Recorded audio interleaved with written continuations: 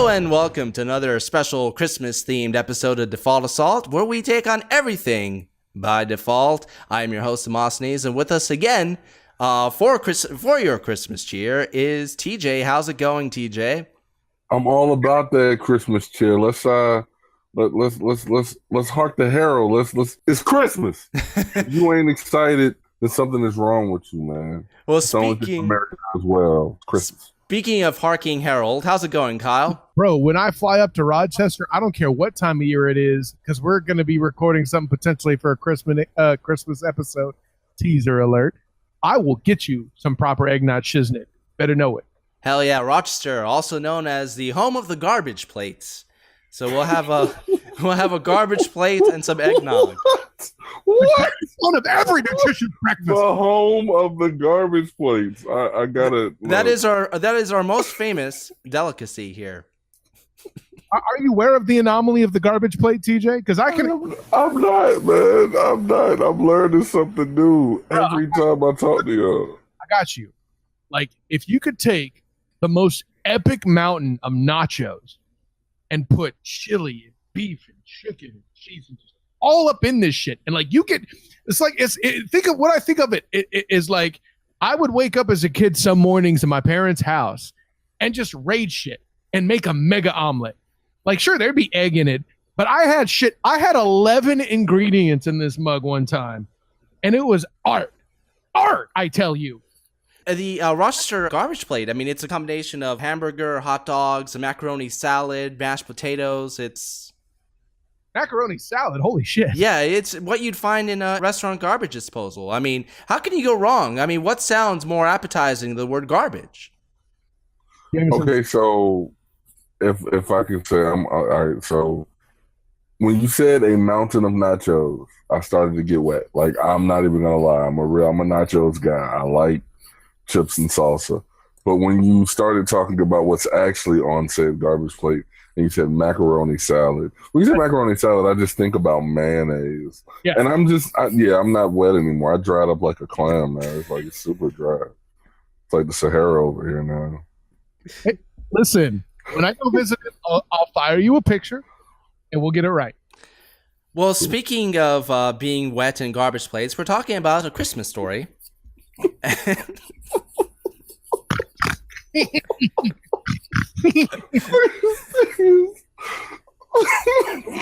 Where's my trough, motherfucker? Yeah. Wet and garbage plate. Also. It's true. It exists. Wow.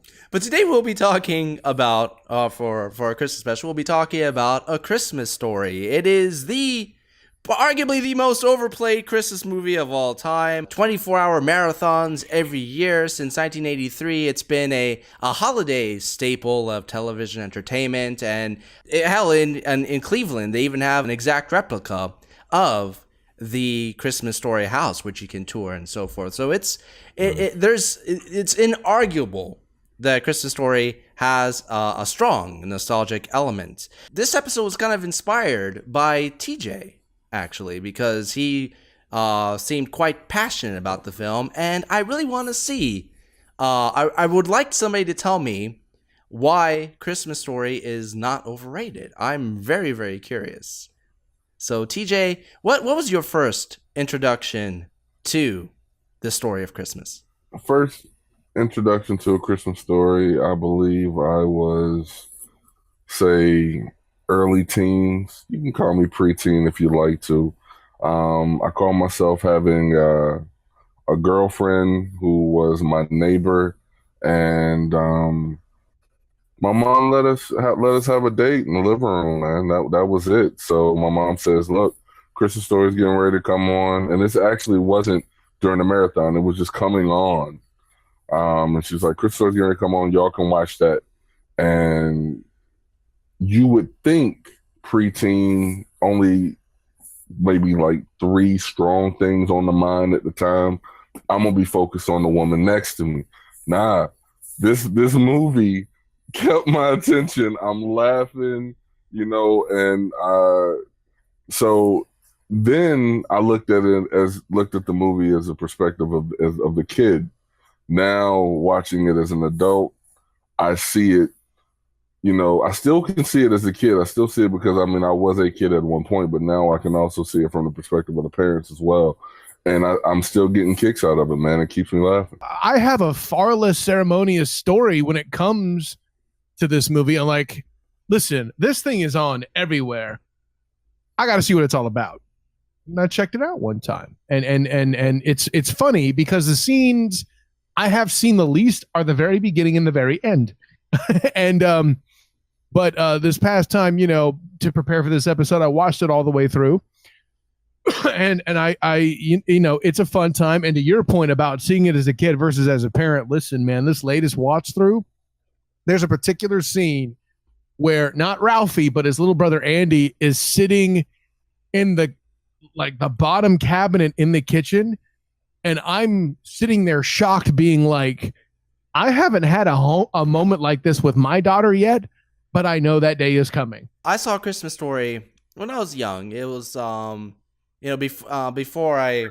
the 24-hour marathons and so forth. It was just another Christmas story. I believe I saw it at school, although they fast forwarded through certain parts that were, I guess, considered too risque for school, whatever. But I don't know. I never really got into it as a kid as compared to some other Christmas films, which I had much more of an affinity to. A lot of the older Christmas themed films, holiday and white Christmas, just have a sense when you can just sit back and actually just let the holiday cheer, for lack of a better word, kind of envelop you. That today I feel like instead of letting those quiet moments sit, you get a lot of what I call the key jingle, where essentially they just keep trying to get your attention. Oh, look, here's a joke, there's a joke, there's a joke. No quiet moments. Oh my God! On my most recent watch through of A Christmas Story as an adult, I found that I actually liked the film much, much better, and I savored those quiet moments. The one scene near the end of the film with the parents sitting in front of the Christmas tree in the snowfall, it's a magical scene. Now, say what you want about the movie, I think that the repeat 24-hour marathons haven't helped. In fact, if anything, that kept me away from the film for much, much longer. From my perspective, I'm with you. I'm not affected by it because when I see a marathon of a single movie, I find that to be a stupid ploy, and I don't fall for it. Suck it, Turner. The only reason why I might go to Atlanta this year is in case UCF makes it to a New Year's Six bowl, and I'm there covering them. I said it, but that doesn't take me away from the movie. I found myself perfectly able to separate myself from that and the art, obviously with the help of this show and doing this production. But generally speaking, I know that I've avoided it. And what I would also say to enhance your point, Demos, about the oversaturation of the marketeering, so to speak, that's just a term I like to use, don't hate. My dad, I think, has outright rejected this movie, for example, just because he's inundated with the stuff. Look, I love the movie, but with the marathon, if you take all the different times that I would catch a glimpse, I probably watched the movie all together once throughout the day. But it doesn't take away from the movie, the fact that it's there, because I mean, movies nowadays are constantly being pumped out there, not to the extent to where it is literally a 24-hour block set and dedicated to this one movie, but how many movies do you see, constantly on rotation? They're throwing it at you. And if you just happen to be on Channel 500, you're going to see Hangover 5 times in a 24-hour period. It happens. But because we're talking about Christmas, I'll say this. Every Christmas, Little Debbie drops out a cake that's shaped like a Christmas tree. And it is delicious. And it comes out every Christmas. And it is everywhere that you look. But just because it's everywhere that you look does not take away from how delicious it is. Keep on eating. For anyone that says too much of a good thing is bad, I'm going to tell you, you need portion control. Just because it's there doesn't mean that you have to indulge. Ultimately, what TBS or TNT, whatever Turner's saying, we have a universally awesome movie.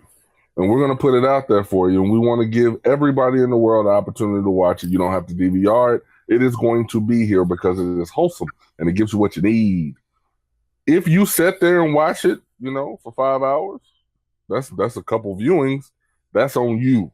We welcomed you to the buffet. We didn't tell you to stay at the teriyaki chicken for so long, man. That's all I'm saying. You don't want a garbage plate of Christmas Story. We did not want a garbage plate, baby. So what I'm hearing you say, though, TJ, is like they have the marathon, but just throw in the thing between each subsequent iteration that says, please watch responsibly. Well, I mean, and here's the thing, bro. I mean, let's take it. Look, it's Christmas. It's playing on Christmas. If you're sitting and doing nothing but watching TV at all on Christmas, we need to reevaluate. There are other things that you would be doing on Christmas that could prevent you from watching so much of it. And then also, there are so many Christmas movies out there. Yeah. So many Christmas movies. I know I'm getting off topic and trying to defend my love of the movie, but I'm like, with movies like Home Alone and Christmas Vacation, you can sprinkle other stuff in there and still get your Christmas Story love and not oversaturate your glands with Ralphie and the crew. Well, let me be clear though, bro. Like, don't act like you're getting off topic there, because your topic of a defense of A Christmas Story is very similar to the Ravens' defense in 2000. That was the topic, okay? Let's be clear. This is just one of the factors that I can see turning people off from the film. Gotcha. When it's so out there, like when it's, I mean, there's a point where around Christmas, if I keep turning on the channel and keep seeing the kid in the bunny suit, I finally, that scene loses its luster. It becomes like, God, just I want to get away from this. I want to discover something different. And I can see that being a turnoff factor for the film. I think that's its greatest detriment, is the fact that it's so oversaturated out there. That's my point. Face your fear, Demos. Get a Ralphie in a bunny suit Christmas ornament, and you'll be good. They do sell them. What? God. I may have to do that for him. I just to anyone who says to your point, they say, you know what, it's too out there. I'm curious as to how they feel about the Marvel Universe, because that's all we got now, bro. It's everywhere. Hold on. That's a different topic, and I'm going to cape up for this. You pardon the pun. It ain't Marvel's fault. They're the only one that's making anything any damn good right now. Bro, all I'm doing is talking about, look, the buffet is there. We're talking about A Christmas Story buffet. Some people say it's put out there too much. I don't want that particular brand of chicken. I get it. But if them putting a marathon for A Christmas Story out on Christmas Day, and then you being able to buy the ornaments or the Monopoly game or whatever, if that's too much, then I'm curious to how you feel about the Marvel Universe. That's all I'm saying. TJ, I just want to have a conversation. Because I would watch the shit out of a Tony Stark Christmas. All right. I mean, you can see Hulk, pulling the sled. Come on, this just writes itself. Tony Stank. Yes. First of all, let's be clear. A, Tony Steak was a great joke. I loved every minute of that. B, listen, don't be up in here making buffet analogies, acting like you're the only fat man up in this mug. All right, let's be clear. That's the thing. To your point, if you're going to talk about the Marvel Universe as an overused buffet, so to speak, at least there's different courses. This is just, you better like that chicken or you're screwed. Whereas the Marvel Universe, here's some duck, here's some pork, here's some, I don't know, various foods. At least they changed it a little bit. And the only thing that's maybe the same as the spices. When you going for that Christmas Story buffet, bruh, there's only one tub in that mo. I'm just saying. True. It's only one tub, bro. But look, it's only at Christmas. It's only at Christmas time. It's like, okay, certain things are going to happen between November and December. You're going to eat some turkey, and you're probably going to watch A Christmas Story. It's going to happen. But again, and I'm not even beefing with Marvel. I like the Marvel movies. I'm a fan. I'm just saying, Marvel is a year-round thing. If you want to make the argument that Christmas Story at Christmas time is too much, then how can you handle seeing the pages flap before every movie that you watch and the name Marvel pop up? And it's not just movies. It is now your Netflix. It is now your Hulu. Marvel is taking over everything. Or So Disney. if a Christmas Story for 24 hours once a year is too much, then how can you handle Marvel? You know, I will I'm say asking this. that question to anybody who want to answer it. I think you both have a point, and I will add one thing. A Christmas Story does have a little bit of variation in its buffet because you do have your Christmas turkey and you have your Chinese duck. So True. Chop that head off. what are some of the issues that you had with A Christmas Story? Well, you know, if I have to say anything, I mean, I'm gonna pretend that watching this movie and this movie is set in 1940, folks that look like me just weren't there. Like that. I mean, if I have to say anything at all about the film, I can say that the diversity was not there, but that's not the story that they were trying to tell. They wanted to focus particularly on this family and being true to the time. There wasn't necessarily a lot of diversity in that part. So this movie is from the perspective of a lower class family. Yeah. And I feel like they did a phenomenal job of showing what a regular person was dealing with at that point in time, you know. And the thing, I mean, if you were to do, because I know they're getting ready to do a live production on Fox, is coming this Christmas, and I'm looking forward to see it because the cast is awesome. But the story in itself, like I say, is just, it's a story that transcends the time period, because if you were to do it now and film a family struggling like, you know, in this time, it's going to look the same. You know, the struggles are going to be the same. Parents are having to decide what's worth, what do I want to get my kid? Do I want to get them what they want, even though I think it's dangerous? You know, Well, see, that's why I would even, to add to that point, I think it's a story that transcends race. I think it's a human story that everybody can connect to. I think that the values and themes that the film presents is something that can be shared by all. Absolutely. And that's why when I was making the point earlier, I didn't, you know, coming up, I didn't look at this movie and say, where the black folks at? I had no idea how all over the place this damn movie was until I rewatched it the other night. This thing is everywhere. I'm not going to be so crass as to say, oh, it's hard to follow. It's all over the place. But, okay, listen. Okay, so the kid wants a BB gun. Wait, what? Why the do I care about these hounds? What? Orphan Annie? What the shit is this? You know, and I think what the problem is, the movie sets the tone to try to tell you it's from the perspective of Ralphie, which, okay, I'm with that. But then really you take me in later to try to tell me it's kind of a statement of the time and what innocence is with Christmas and kind of Americana surrounding that and all of that. Listen, if that's the golf game you're trying to play, you did not tee that shit up worth a damn. I'm just saying. It's a snapshot of the life of a kid. It literally is a Christmas story. Everything that it gives you, there's a reason for it. You know, we need to know what type of father Ralphie has. You know, so we need a little bit of the information, the interactions with the dad, because Ralphie's asking his dad for a gun. He's asking his dad for a gun. His dad ultimately is going to say no. We need to know why. You know, go ahead. Wait a minute. When does he actually ask his dad? That's the punchline to the movie.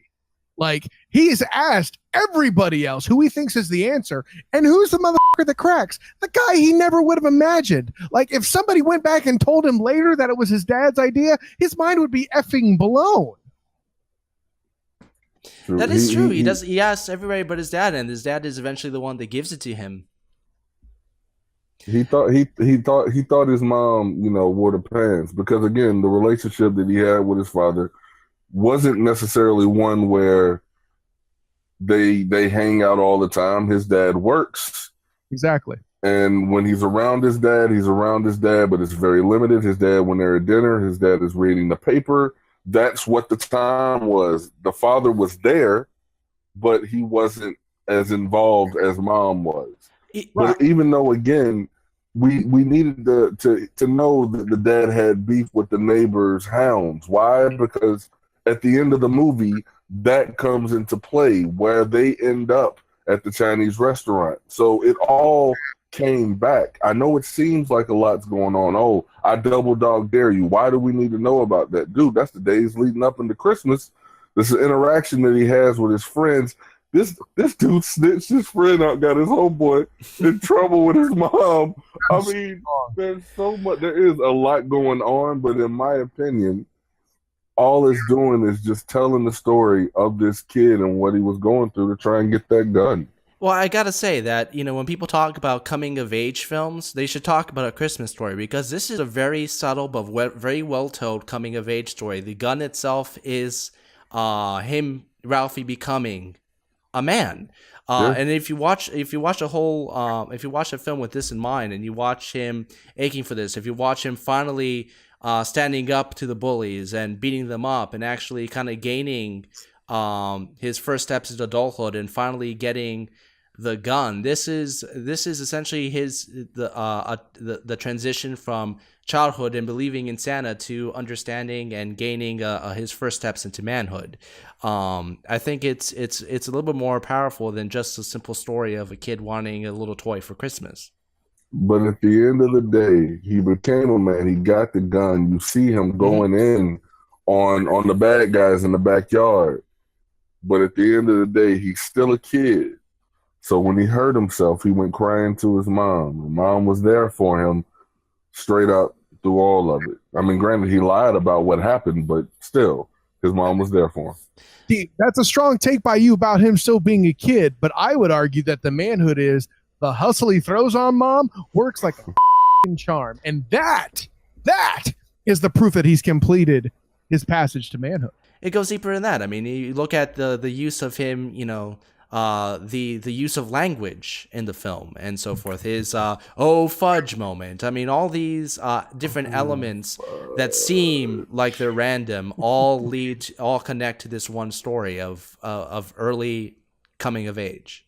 To see the look that his dad gives, it wasn't anger at first. Right. At first, he was like, wow, like, that's my son. Words coming out of his mouth, I can't believe. And then when he told the mom, he still had a smirk on his face when he was telling the mom what the son said. That father's reaction to that scene reminded me of my own father, in all honesty. That was such a well-written, well-played scene. Any other movie, they would have made it like a big deal, or, they would have focused on the word and not the action behind the word. Moreover, can we clear one thing up?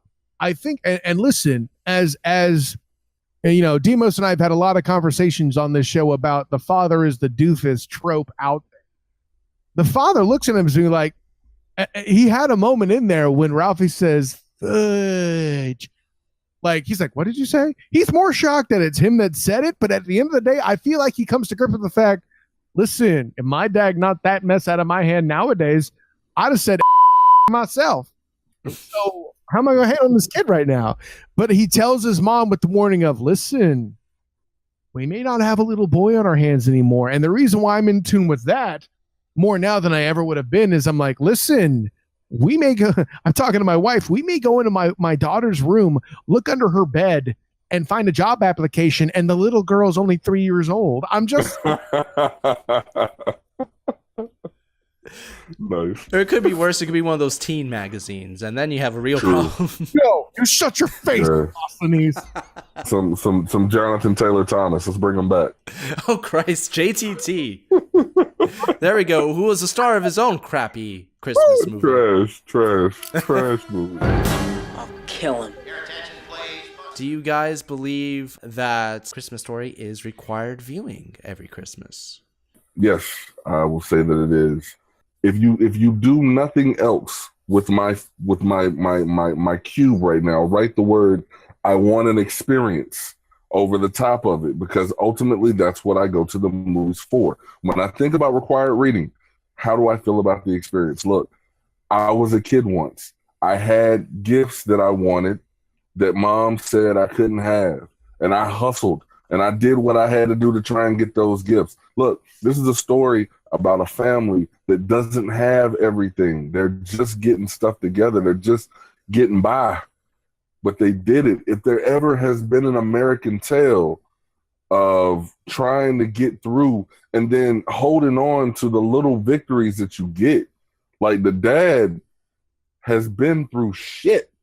He's been through so much shit that he won a lamp, and that was the best thing that could ever happen to him, was winning a lamp. It didn't matter that it was in the silhouette of a woman's leg and stockings. That didn't matter. That was just, he was glad that he won an award. And how many people will get extra excited because they got 5 more likes on this status than they did the one they posted yesterday?